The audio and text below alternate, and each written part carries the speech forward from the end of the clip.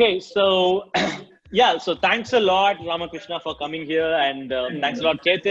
Yeah, so I think for today's session, right? So I'd maybe give a quick introduction on CultureMonkey, and then we move on to the session. So CultureMonkey is a employee engagement platform where you can send out anonymous surveys through which you listen to your employees, you analyze your sophisticated reports, you act on the analyzed reports.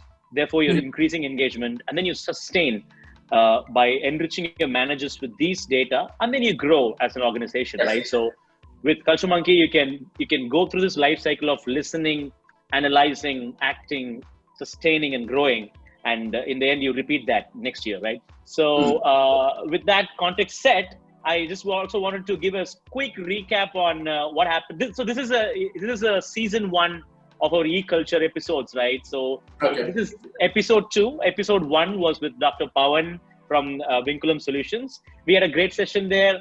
And so to the viewers, now we have RK. So yeah, this is season 2. So over to you. Yes, over to you, Ketan. All right, thank you so much. And Rama, welcome again to the e-culture episodes powered by CultureMonkey. And thank you so much for your time. Before we begin, I'll give an introduction about you, but would you like to give a quick context about your current organization? Something you want to talk about? Yeah, so I think to put it very succinctly, HomeFirst is an organization which is one of the fastest growing affordable housing finance providers in the country. So that kind of tells you everything that we are. We are in the affordable housing space. We finance homes, and we're one of the fastest growing in the country today. And just before the whole COVID pandemic hit us, we were growing almost at 60% year on year. That's the kind of growth that we've shown, and particularly in the segment that we are in, with very, very minimal non-performing assets, that's a commendable growth. It's not something that you see very often. So kudos to the team that has built it together, and an amazing culture, very, very open space, very warm and welcoming kind of an organization that the leaders had built it. I mean, I joined them a couple of years back, but a lot of the foundation was kind of built by the leadership team at HomeFirst, and I'm very, very thankful that they gave me the opportunity to join them and kind of take this forward and build something truly amazing. And now, how many states are you guys in? So we're right now in 12 states, around 31 cities, unique cities. We are on 70 odd branches across these 30 odd cities. Wow, I think Senthil, this is a very interesting conversation, because retail and that too, the NBFCs and the BFSIs would have seen a different impact of the COVID and how actually it's going to respond. So glad you're here, Ramos.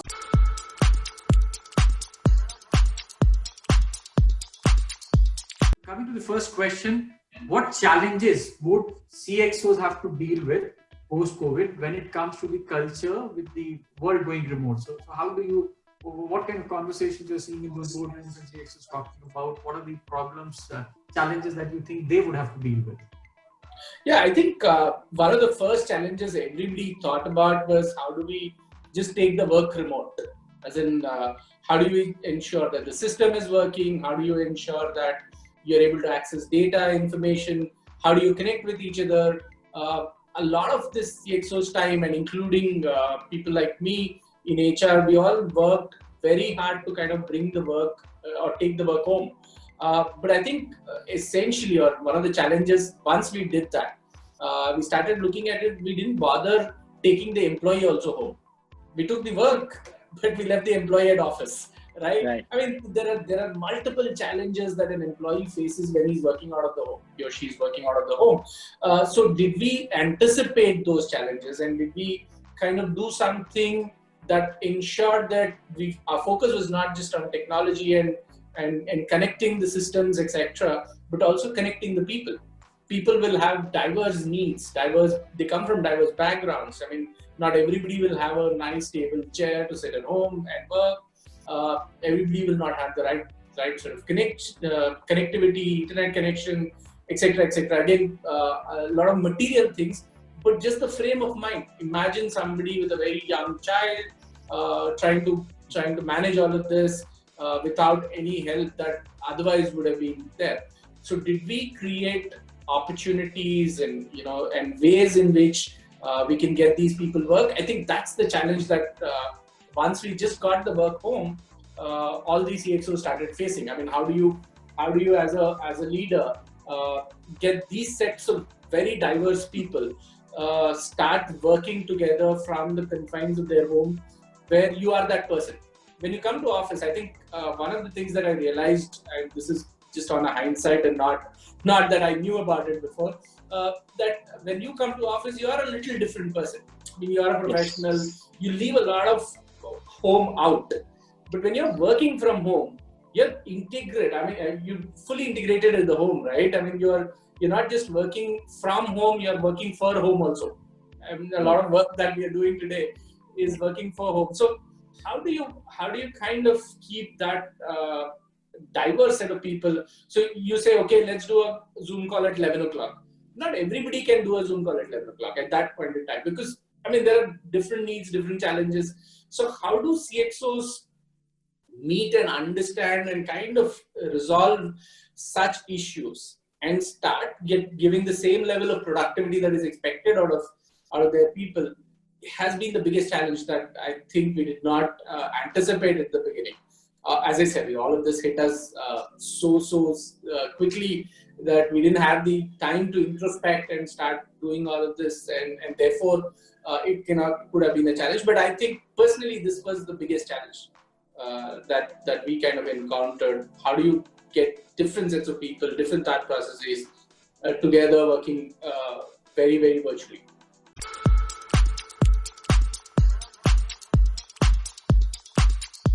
And did you see an impact, or do you think this has impacted the cultural thread of the organization? Do you want to throw some light on that dimension also?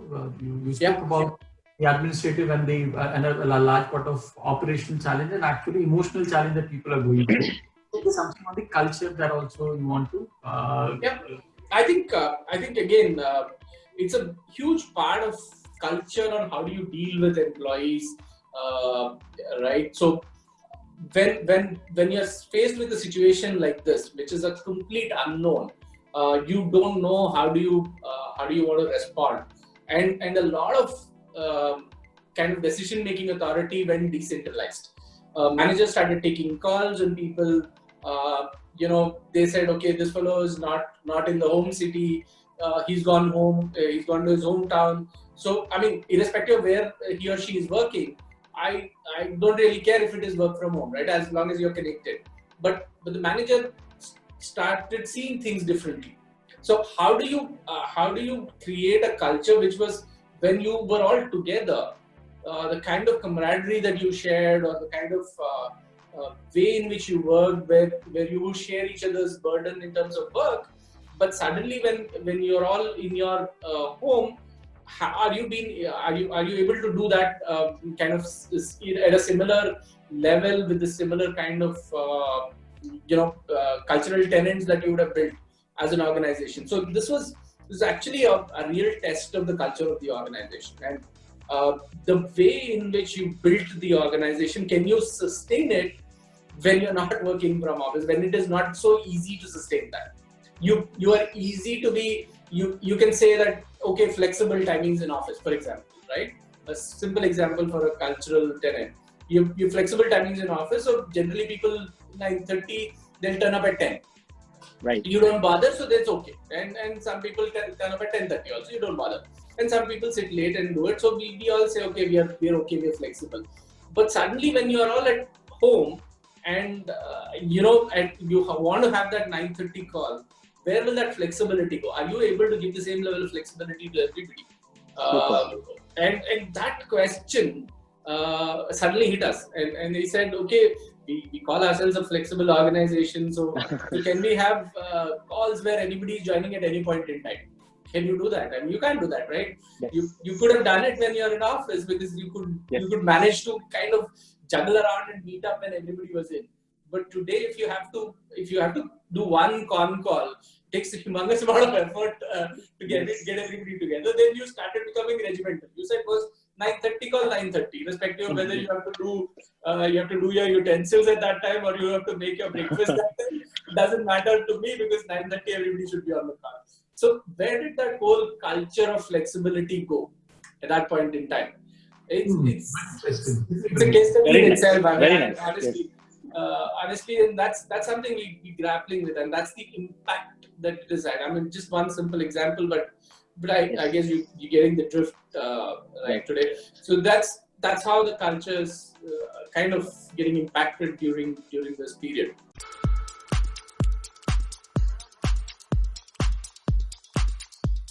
Do you think that this remote working has also brought some positive changes in how CxOs or line managers have been looking at the organizational culture? Do you see a silver lining there? True. I think, definitely a silver lining, and there is. It definitely is not all doom and gloom. Sorry if I sounded like that a little bit before, okay. But there is one of the things that I believe which kind of finally started happening is the whole manager taking responsibility of people. You now had very limited possibilities of upward delegations, and kind of because everybody was busy doing too many things, settling this down. So it kind of fell upon you to take charge of your set of employees. You were the person who was the be all end all. So suddenly my employee is not feeling well. What do? You don't say call up HR. I need to take a decision then.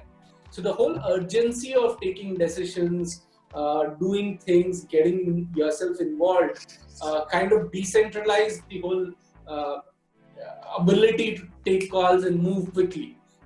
It was now no longer the responsibility of the CxOs, but the manager on the ground started taking a lot more responsibility towards people, and the empathy towards people also went up significantly during this period. I think a lot of it people have started asking, understanding, and kind of came to a realization about how people live, right? What kind of backgrounds they come from, how do they live. Otherwise, you see everybody almost uniformly in the office, right?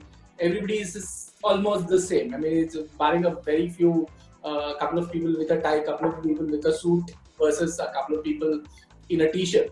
In a t-shirt, you wouldn't otherwise see major differences between people. But now you started seeing into the homes of people. I mean, you're sitting wherever you're sitting. You now have access to get into the real lives of people. So that's another, positive that brought about in people, that you started taking more empathy, more empathetic calls than what you would do otherwise. Right? That I think is another silver lining. And other thing is, I think the whole everybody is talking about it as the digital transformation that is happening. That's been the biggest beneficiary of this whole pandemic. Organizations' ability to work virtually has grown manifold. I mean, that's an obvious answer. I thought I'll give it at the end.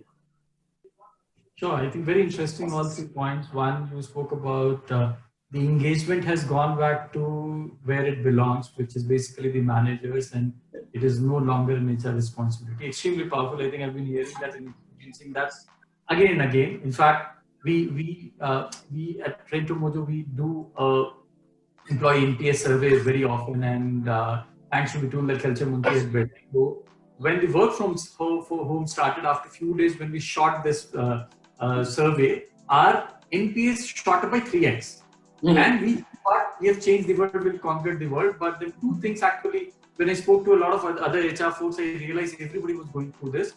Two things happened. One, as you rightly said, there was far more involvement by the managers in taking care of the people. I think that what it did is it helped people connect better.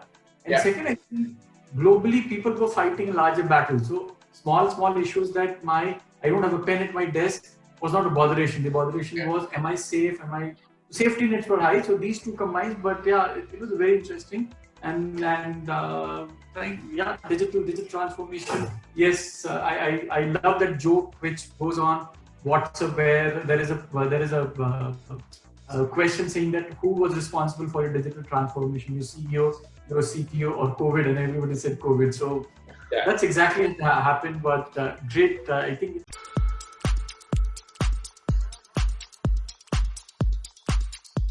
Now, what do you think this would mean for the HR fraternity? What's the value? How should this fraternity evolve, change, adopt? What's the new HR going to be with this shift? I think one of the things is that the HR is in the spotlight more than ever. That's something that's happened. So with the spotlight comes a lot more responsibility, a lot more ownership, a lot of things that you will have to think a lot longer term than what you would otherwise be thinking. So you were always a reactive. I wouldn't put the blame on the fraternity itself. But having seen a lot of people doing it, I can kind of generalize it. 70-80% of the work that we used to do was a lot, how would I put it, a reactionary, spur of the moment activity. Okay, we need to transfer so and so people, so let's do this, and we need to do a performance management system. Okay, so let's set up the KRA, so on and so forth, and rewards and recognition. Again, a lot of it was spur of the moment activity led kind of work that HR teams were doing across the globe. Suddenly, with the spotlight, everything that you do has come under the scanner. There's a lot that is expected out of the HR teams now. The CEOs having a lot more conversations. I mean, I was telling somebody that I wouldn't have spoken in the daily sales huddle and the daily senior management team meetings so much in my entire career that I've done it in the last 3 months. I think I would have if ever I was in sales meeting, I would generally try and take notes or to understand what's happening. But today, I think everybody will have a statement and then start looking at me as what is it that you should do next. So I mean that's the level of, I mean, jokes apart, a little exaggerated as I said, but I think it's the kind of spotlight that you're put under suddenly. And some people have taken to it like fish to water, and some people have struggled. But what I see is that it's a good thing that has happened. While that is there, people in the HR fraternity now have to look after themselves as well, also a little more. Your physical and mental wellness is going to be a lot important, because if you are not up to the mark in terms of physical and mental space, you will not be able to guide the organization through this. Because as many more people will start looking up to you, it's your responsibility to kind of guide them properly. Your responsibility to kind of take on the mantle and say, this is the direction that we have to take, and that direction is going to set the path for the future for the organization. I'm not saying that I own that path. I mean, it's a teamwork. It's definitely a lot that is going on, and I think the CEO is doing a lot more than any one of us put together. But having said that, there's been a sudden increase in the responsibility that the HR folks were taking before, and that's I think in this period, it's therefore a lot more important that we take care of ourselves, take care of the organizations, and guide them through the right paths.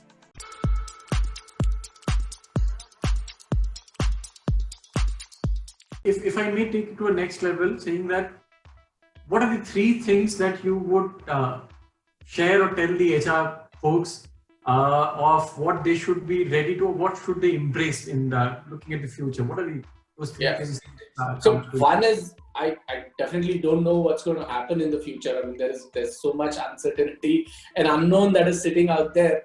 But whatever I've kind of period now that I've seen, a couple of things that I can talk about is just embracing the level of uncertainty is going to be biggest activity that you should focus on as an HR person.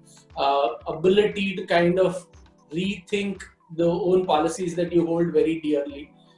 Whatever you would have created and put together, which you feel you've done the best work, may no longer be relevant. So can you quickly throw that out of the window and then rework some of it? Is the other piece that the HR folks need to focus on. And I think last but not the least, it's just taking care, being there, listening, and listening with a lot more empathy, because every situation is going to be very, very different. You will not be able to fit in a policy for everybody. You will not be able to create something. Even if you were to create a policy, you won't be able to create a policy for all sorts of people, even though they're all in the same department. So how do you listen? How do you come up with something which in a democratic way, in that sense, be applicable to as many people as possible, and as little heartburn as possible, you're able to navigate through this hard times. That will be the most important activity as well, that the HR folks will be involved in, and therefore something that we should be open to.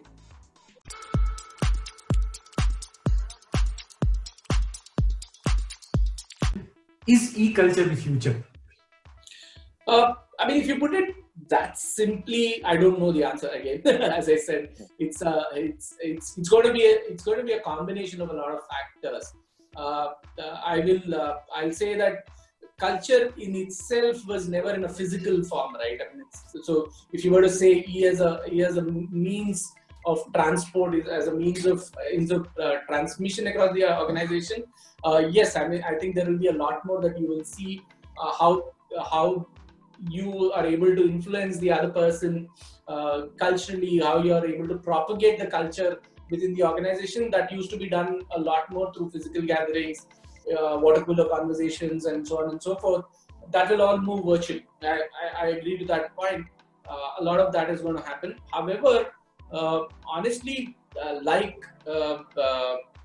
mean, as an engineer, let me give you an engineering example. Like a power grid, which if you want to transmit long and far, right?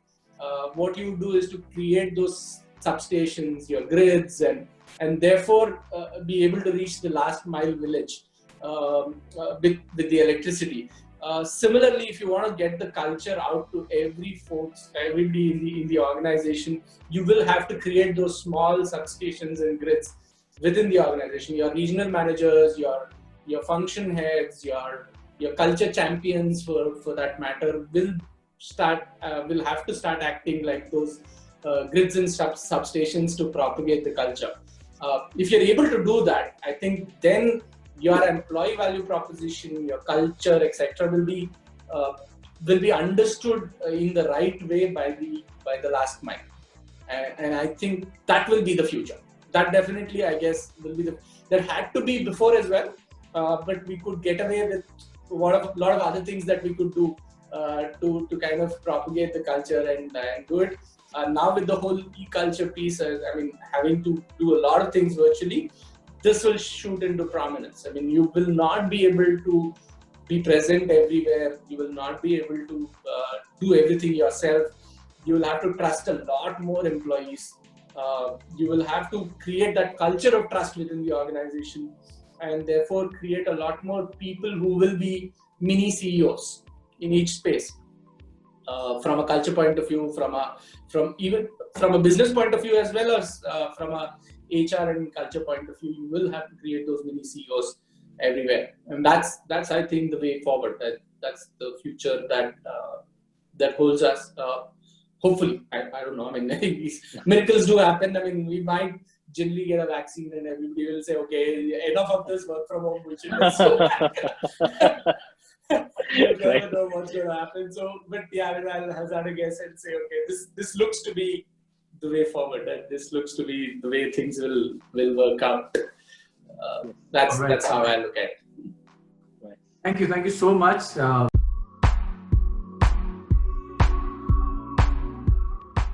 come to 5 rapid questions. You would have, so your speed to response will help me understand, are you still closer to the Moto Razor or the Apple? You know my answers. So, first question, if not HR, what would you have become as a profession? Cricketer. Wow, okay. You never could play that because you were playing on the other side of Bombay, but yeah, I know, I remember the passion that you have for cricket. Okay. Favorite holiday destination pre-COVID? Pre-COVID, Hyderabad. Favorite holiday destination post-COVID? They're home, okay. Post-COVID office. Okay. Okay. Yeah. Don't miss the office, yeah. I mean, you have to get there also. Yes. So, this one is super crucial. Listen carefully. Cooking, cleaning, mopping, diaper changing during COVID, which was easier? Diaper changing. Okay. That was the easiest. Yes. One thing that you thank COVID for? Yeah, I mean, I think my cooking skills improved big time. Wow. So thank you, COVID, for that. Your better half should be thanking you for this one. I also ate. Okay. I know. It's improved. Wow. Good. Glad. Thank you so much, Rama. It was fun. As Glad we always. did this. Senthil, if you have any questions or Rama, Yeah. share. No, I think RK, I have thoroughly, tremendously enjoyed this session because, see, for two things. Number one, all your examples were real life. You know, I could see that any question, any concept, there's no conceptual speaking. You were just throwing real life examples, right? I also know a little less of concepts, so I kind of compensated with real life examples. Not so much of a which is concept. stronger, right? That's where the joy for me is coming as a listener, right? Yeah. So that shows you're a hyper realist. You know, it's like, hey, no nonsense with me, only reality, right? Which is rare, right? And the next thing I noticed about your entire speech is this: you talked about mental wellness, right? So you are a very happy person. You know, it's like I was just sitting there and wow, this is so jolly, right? There's absolutely 0% seriousness, which is, I mean, in a positive way, which is was very great to have. Yeah. So sure. On the first part, Senthil, I think that's the engineer in you and Rama speaking to each other. and I have experienced two kind of engineers. One were conceptually very strong, and the second who have done engineering with no idea what they have done. Right. Second part. Yes. I'm the second person. So yes. I've seen that. So in HR also there are people who are very strong conceptually. I'm not that one. I have not groups and all. Yes. So I'm able to connect with people who are real time on ground business HR in terms of when the rubber hits the road, be fun, and then you create concept and stories. So yeah, yes. I think and after all the movies over, you'll be like, okay, this is the concept. All right. Yeah. It's like watching The Matrix. Yes. Like, okay, Stephen Covey, you were talking about this. Fine, we solved it anyway. We didn't even. So excellent. So I think this is a great session. I think for us, though we had a lot of jolly points, but there were some serious points that made, which is going to be great value for our audiences. So yeah, I think well opened and well closed. So I have huge thanks for both of you, and yeah, we will stay in touch. We will get back to you guys, and we can do more of this, right? As a part of culture. The reason why we have Culture Club created by CultureMonkey is to have these valuable conversations. You know, have these talks that's heart to heart and clearly express what's going on. So it kind of like allows whoever is watching to get a portal and understand this is how it is, and you know, and nurture their lives as well. So all right, okay. So I think great session. Thanks a lot, guys. So thank you. Yes. Thank you, Senthil. Thank you, Rama. Have a great Thank you. day. Bye. Yes. Thank you. Bye. Thanks a lot. Thanks a lot.